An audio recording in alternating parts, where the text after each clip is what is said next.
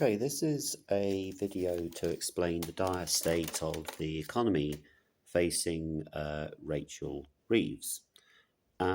It's meant to be fair and balanced, and it's attempting to shore up the horrendous job just done by the BBC. And the female presenter, who's some silly so-and-so, the male's even worse, by the way, for those who think I'm a sexist idiot. She goes, it's a lot of numbers, isn't it? Well, let's just break this down. I'm just going to reverse my screen. And here is just some stuff I've put on the board. Well, basically, people talk about balancing the books.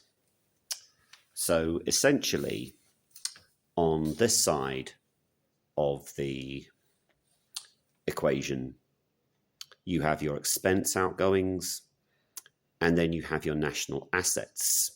So what Rachel Reeves is saying is that she's going to raise taxes to pay for capital expenditure. That's a bit of a lie. And then on this side, you've got the money in. So these are your credits. These are your debit accounts. And of course, they don't teach us in the schools anymore. It's just a joke. So this is what Rachel Reeves is seeing. So if we look at the expenses are the debt repayment. That's about 10% of all government spending. And then the welfare bill, which is about 400 billion per annum. And the welfare bill is about 4 times the repayment on the national debt. Now, the national debt actually sits in an account over here. It's called the national debt, and the Office of National Statistics, who I actually do believe on this one, say it's £2.9 trillion. And that's in the form of government bonds. And then you've got the revenue. That's her problem. So she's already tried this. The government expenses are things like the debt repayment, the welfare bill, the your defence spending, education, the Office of National Statistics, the Office of Administrative Affairs, Ofcom, Ofwhat, Ofsted, off this, off that. So basically all your pointless government jobs where the BBC has just acknowledged that wage growth in the public sector is doing quite high because the Labour Party are basically paying all their buddies in the unions. I said this would be neutral. Well, this is a right-of-centre channel. The Labour Party are now paying off all their buddies with all the government spendings. But according to Rachel Reeves, that is an expense. Now, the national assets and Maggie. And then you have the national debt that is in the form of government bonds. When the government wants to borrow money, it has to go to the bond market. And a bond is a glorified IOU. I'll pay you at X% in 5 years' time. Now, I'm not going to go into explaining what a government bond is. You can look this up. But essentially what Nigel Farage is correctly calling is that this is now going to get out of control to the point where Rachel Reeves will have no choice but to cut government spending and somehow get a grip on government revenue. So I do apologise for my bad camera work, and it's back to my ugly face, because all this is the result of, 35 years of complete neglect and an economic orthodoxy which is totally flawed. Again, you can look this up because I think Blair did make an attempt to sort out the issue of the national debt. It was Thatcher who addressed the economic reality of Britain. And she famously said that managing the economy was the same as managing the grocer's shop. And it is a national tragedy that her statue is in her hometown of Grantham rather than down in London, because all the leftists would go, oh, she's a nasty person, oh, she stopped spending, all this rubbish. And what she would then do is she got into power when interest rates were running at about 17%. Because over here on the national debt, you have something called the financial markets, and they have to have confidence in whether your economy is being run properly. Now, Nigel Farage said that when the Labour administration took power, that it would be a change of management. And I think there's an element of truth in what he is saying, although apparently Rachel Reeves is going to scrap the 2-child limit on benefits. Well, this is the problem with benefits. The system should reward work. It's acknowledged now that a family are better off on benefits than they are working. That should never happen, but every case is different. Now, the silly people, from Turning Point UK, who I'm going to hammer you by the end of the week, is they're saying, they should have benefit claims in person. Well, there's a element of truth to that, because the welfare bill is out of control. So you can look this up, because I'm just doing this off the top of my head. Mrs. Thatcher was famous for carrying out what was called privatisation, because there are national assets. Now, at the moment, that is rail track, our road system, HS2, and thank you, NHS. And that is where Boris Johnson's administration was starting the process of actually selling off some of the NHS, which I actually think is wrong. I think there are some national assets you should not go around selling. You've also got the fact that the government is now having to bail out the utilities companies, because, if your TV station goes bankrupt, please, Donald, can you please bankrupt these people? They're just doing my head in.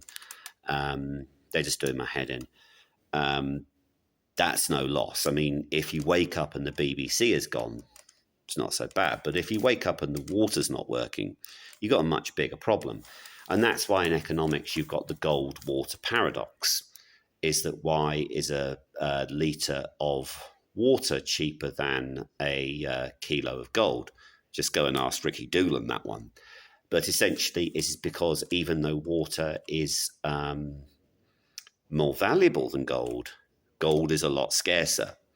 Well, unless you're on a flight to the UAE with your Hannes. But anyway, so that's just a private joke, by the way, because that's going to be further exposed by this channel. So what we have was this lady essentially had to tackle the public finances, one of which was the unions. And yes, I have sympathy for the doctors, but the doctors should be made to sign a contract where they don't go on strike. And the other thing which Thatcher would have done, she sorted out one set of workers after another. The first set of jokers were the printers. Well, she sorted that out by when Rupert Murdoch bought The Sun. Fair and Balanced on Fox. And essentially the printers were sent home packing. Essentially, they introduced new printing techniques. The papers were produced more efficiently. And essentially and then the other thing which the great handbags did was she built up coal supplies. She paid off the miners. And at the time, it was assumed that the miners were kind of untouchable and you had to pay them loads of money. Well, then in 1984, they challenged her authority. Oh, dear. Now, then people in the north are very, very wounded by that, because essentially what the unions were trying to do was to say, look, you've got to pay us huge amounts of money for something that is unproductive. I'll do productivity in another video, actually. I'll also try and get my tablet back, which my friend just won't. I want to have my writing tablet because I like to do that on my videos. I can use Zoom. So we have the problem of the debt repayment, which at the moment is 10% of government spending. Unfortunately, if the bond markets get unhappy with the government finances, they will start to say, well, wait a minute, UK is not as safe and the BBC used the word investment incorrectly. People are not going to buy British bonds. That's the national debt. if they believe that there is a risk to that. And there are several risks to the if you are buying a British bond. One is that the government finances get completely out of hand. And if they get completely out of hand, that means a run on the pound. It means that the pound will be devalued on the foreign exchange markets, and then the pound you have is worth a lot less, just simply because the forex markets and the bond markets turn against the British government. And that is why Nigel Farage is basically predicting a crisis will happen. So, to appease the left wingers, we already know what's happening in the budget. She's going to lift the two-child benefit, which was Farage's kind of gimme, which is Farageonomics is not particularly brilliant. The only way to run an economy is a balanced budget. And this is why I've put a picture of Maggie up, and I'm not putting a picture of any other British Prime Minister. I can't actually think of another one I'm proud of. And all you Tomos going, why don't you have Winston Churchill? There's a very good reason for that, but I'm not going to explain why, because this is primarily an Indian viewers, British Indian channel, because I self-identify as an Indian.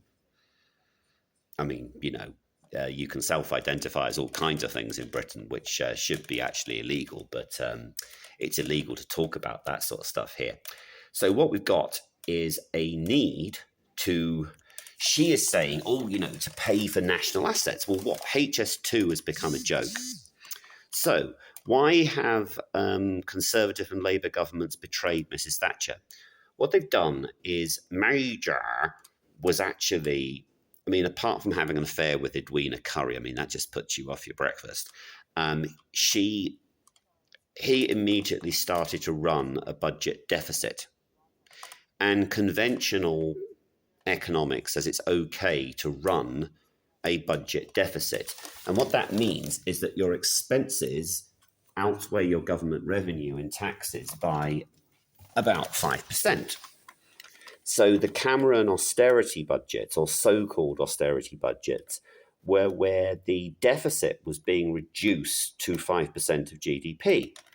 And so if your economy is also growing at around 3%, conventional Keynesian voodoo economics is that you can do so with your public finances. Well, you do not have to be a rocket science to work out that 5% plus 5% plus 5% plus 5% plus 5% is that at certain times the national debt has absolutely ballooned.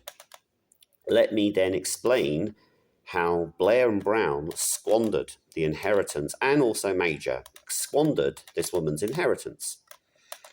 She said you must run a balanced budget. It was also one of her criticisms of President Reagan. He didn't run a balanced budget, but actually, ironically, Clinton, under a Republican Congress, did. So, this debt has built up for several key reasons. Number one is because of Blair's excessive spending and the number of pointless government jobs, like Ofcom.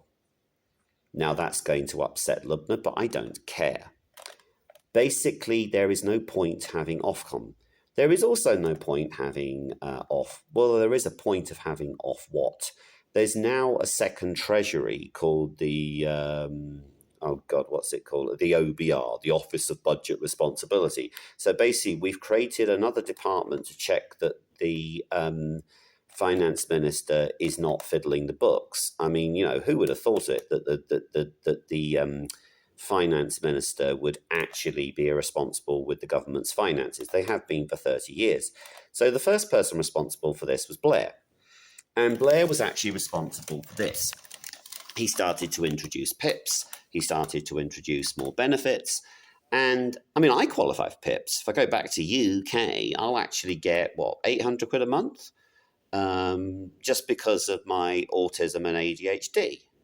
Okay, go ahead. If you want me back, I'll get on the first flight home. I'm sure Tenkoni wants me on the flight home. I'm sure all my frenemies want me back. But anyway, I digress. Major started the rot. He started to increase the. He ran a budget deficit during what was a difficult recession. But Thatcher broke the trend. Keynesian economics says you should run a deficit during a recession. There is a purpose of a recession. In a recession, an inefficient business will close. That is markets for you. That is market forces.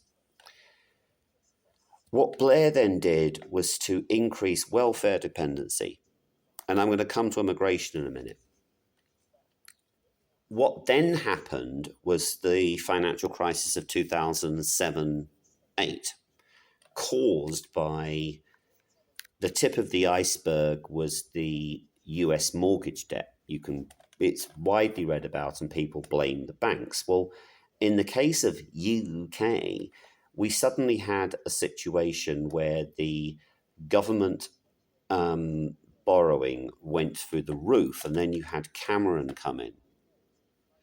So by the time Cameron came in, he was facing a certain amount of crisis, and then the so-called austerity came in, where he had the opportunity to reduce this national debt back down to about the 30%, which Margaret Thatcher left to John Major.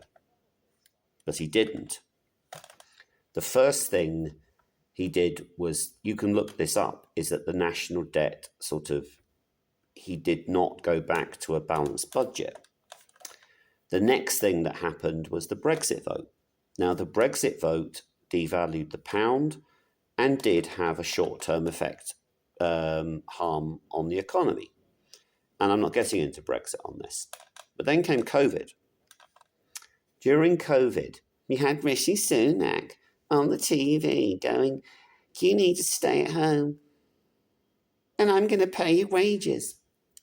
So that's paying someone to do something for nothing. A bit like me, really. But anyway, this is what added to the national debt. And to pay for this increase in the national debt, the central bank, aka the Bank of England, decided to do some more quantitative easing. And this is Farage's big idea, which I'm not sure the markets are going to like, is that essentially QE works like this. I call it money printing. What happens is that the Bank of England is the institution responsible for issuing the government bonds. So what the Bank of England does is the government wants to borrow money.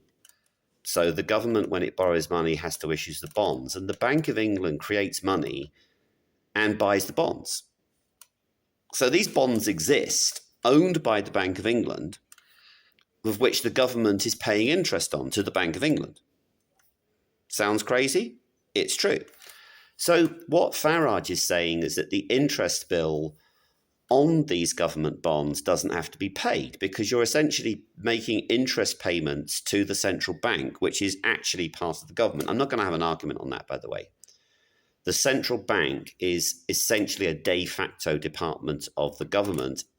It's not independent in the sense of we shouldn't even have a central bank.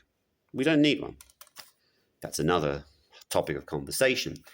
But the big elephant in the room is this. And you're going to say, oh, yes, I'm being unkind. Yes, I'm being uncaring.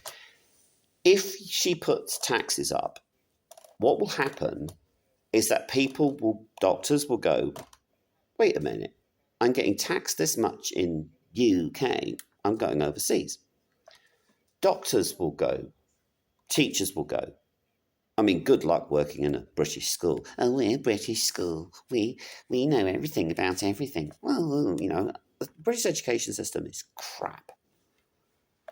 And then what will happen is that the financial crisis will take root. It is extremely sad to see low-income families struggling, but they're having to pay high prices because of minimum wages. They're having to pay high prices because of Rachel Reeves' national insurance contributions. They're having to pay high prices because this country gets involved in too many foreign conflicts and then doesn't get involved in conflicts it could get involved in. Let me give you another example of why the national debt is so high. In 2004, Tony Blair decided to join the USA and go to war in both Iraq and Afghanistan. That increases the national debt. So the public finances are screwed. Are they totally screwed? No. Britain needs reform. Britain needs a reforming government to make work pay, to lower taxes, and if you lower taxes, then that attracts investment into your country. Look at Ireland. But then we come to the thorny topic of immigration. The immigration dilemma is this. Rishi Sunak, in his last year of power, decided to quote unquote turn the taps on because immigration lowers wage costs. Nigel Farage, who is a populist, says that all the time. The danger and the juggling act which the government has is I am pro-immigration. I'm just not pro-invasion. If someone wants to come and work in Britain, they need to be able to pass a visa test, a background check, not be, put through having to pay a lot of money. The problem we have now is that we are also paying for invaders to come across in boats. So something will give. Farage's estimate is an election in 2027. I would say 27 or 26 or 27. Why? Because the finance minister has to answer to the bond markets because any government debt, because she will again be running a budget deficit, she's had to raise taxes to pay for the unions demanding public sector pay because that's part of the government spending. So we are in huge, huge trouble. I hate seeing my country in a complete mess. I hate seeing the crime in the way it is. I hate seeing the people unable to get a doctor. I hate seeing people struggling. But the core reason is 35 years of economic mismanagement. And Britain needs a government to come in to tackle the last bastions of unionism, to tackle the wasteful government we have, to defund the BBC, and to let free markets work properly. Otherwise, we're going to have Comrade Sadiq Khan as Prime Minister.